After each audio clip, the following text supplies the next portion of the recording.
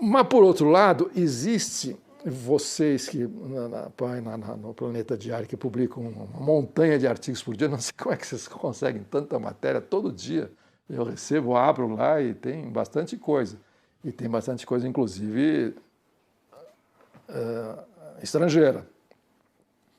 E lendo as boas revistas de esquerda, como a New Left, o blog de Sidecar e outras americanas, tá cheio, italiana, francesa, tem muita coisa boa. Olha, eu nunca vi tanta teoria boa explicando o funcionamento do capitalismo como agora. Se você compara com o tempo do Marx, é de 10-0. Nunca nós significa crítica, pensamento crítico, em relação ao capitalismo e ao socialismo real, nunca nós soubemos tanta coisa sobre a engrenagem do capitalismo como agora. Você pega a crise do subprime americano, tem uma biblioteca escrita nos Estados Unidos, na Inglaterra, um pouquinho menos na Europa, sobre isso. Então, se você quiser estudar isso, você demonstra a engrenagem da iniquidade dessa espoliação chamada crise do subprime, que deu no 2008, enfim, estourou em 2008 e provocou toda essa onda de movimento das praças, revoluções, primaveras árabes, até a guerra na Ucrânia. A Ucrânia também se ferrou por causa disso. Bom, então, do ponto de vista da crítica mesmo, para quem quiser pensar criticamente, existe uma biblioteca disponível, informações, gente que conhece, você pode montar um cursinho popular, uma universidade popular, você pega uma universidade qualquer dessas que o Lula abriu na floresta, lá na fronteira, você monta um curso e você forma bem pessoas críticas em relação a isso. E a coisa não anda, não vai para frente. Isso, outro dia eu vi um livro do Stefanoni, será que ele é o argentino que dirigiu o Monde Diplomatique na Bolívia durante um tempo. E saiu em português agora, mas eu li a primeira versão em espanhol, será que a derecha se volvió, a rebeldia se volvió de derecha? Então, rebelde hoje, revolucionário, é a extrema-direita. O resto é partido da ordem mesmo.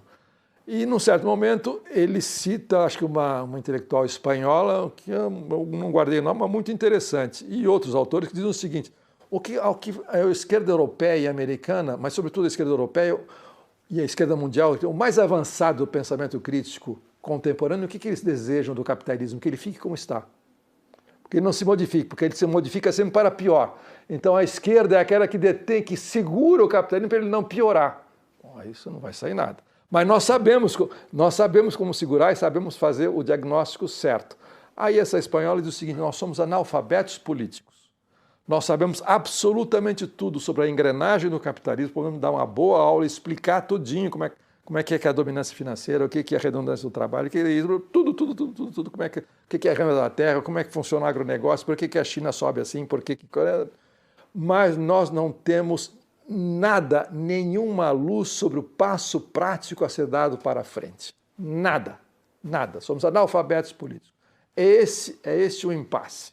Esse é o impasse. E, inclusive a esquerda, que ainda é progressista, que acredita que tem uma maré da história nos empurrando para frente, não consegue entender, digamos, o diagnóstico do Marx. O Marx disse, em um determinado momento, a exploração da força de trabalho, a transformação da força de trabalho em mercadoria vai bater no teto. Vai bater no teto e será suplantada. Então, medir o valor pelo tempo de trabalho, quando você tem a ciência e a tecnologia funcionando assim, não vai significar mais nada. Portanto, as condições de passar adiante e superar a idade da pedra, que é a exploração do homem por homem, estão dadas. E, no entanto, nós não passamos. É esse fosso que nós não conseguimos transpor. Quer dizer, nós não temos nem o conhecimento, nem a coragem de dar esse salto no escuro, que chamava-se antigamente de revolução. Nós chegamos na beira do precipício e recuamos porque temos medo, porque não sabemos. De fato, é um salto no escuro. O Lenin não teve medo disso, embora fosse considerado louco, mas ele fez. Não deu muito certo o experimento, por 3.000 razões, 3 bibliotecas escritas, todas as circunstâncias agravantes e atenuantes. Mas ele fez, no seu momento, era coisa a fazer, inclusive. Mas ele fez, ele deu o salto. E se desse certo? Podia ter dado certo. Ou então a China, vamos dizer que a China seja o socialismo, seja isso, o socialismo seja essa coisa horrorosa. Então eu deixo de ser socialista, mas eu compreendo. Bom, só que a China tem uma coisa, a China é isso porque ela fez uma revolução comunista.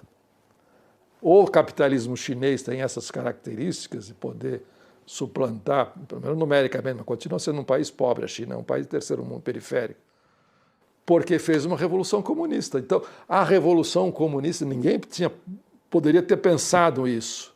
Isso foi um salto no escuro, seguindo a cartilha naquele momento.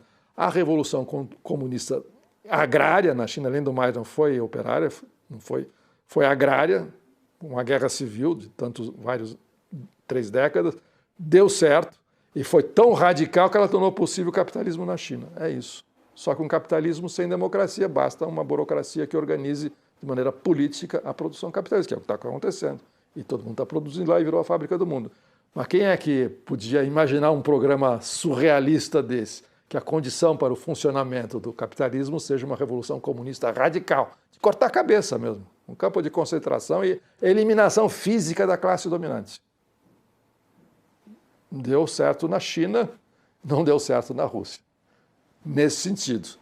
Bom, então, é uma coisa, é um salto no escuro de uma tremenda responsabilidade.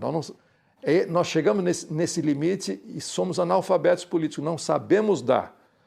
Agora, esse intelectual de que fala o Roberto, é isso e seja o que Deus quiser, é claro que ele está exagerando. Eu não estou dizendo, chegamos no beira do precipício, agora é a hora, não é a beira do precipício, chegamos a um limiar histórico.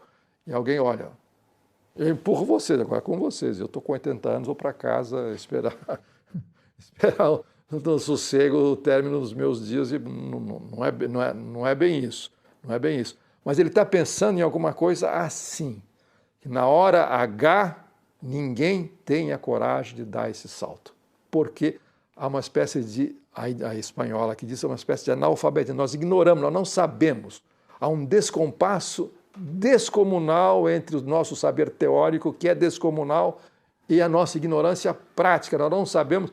Se nos convidaram talvez algum mais sofisticado intelectual, sociólogo brasileiro para ir numa assembleia de entregadores de aplicativo para decidir o que fazer. Assim que você levantar a boca, levantar o dedo e falar 2 minutos, vão te xingar de vai embora daqui, seu trouxa, não nos enche o saco, você não sabe do que se trata, vai embora. Não tem como, não tem mais. Essa relação entre teoria e prática desapareceu. E se aparece uma liderança para comandar o break do break, não sei como é que eles chamam, se ela começar a repetir as coisas clássicas dos programas de transição clássico, também não será ouvida. Não sabemos ainda. Então, a nossa ignorância prática é total, é isso.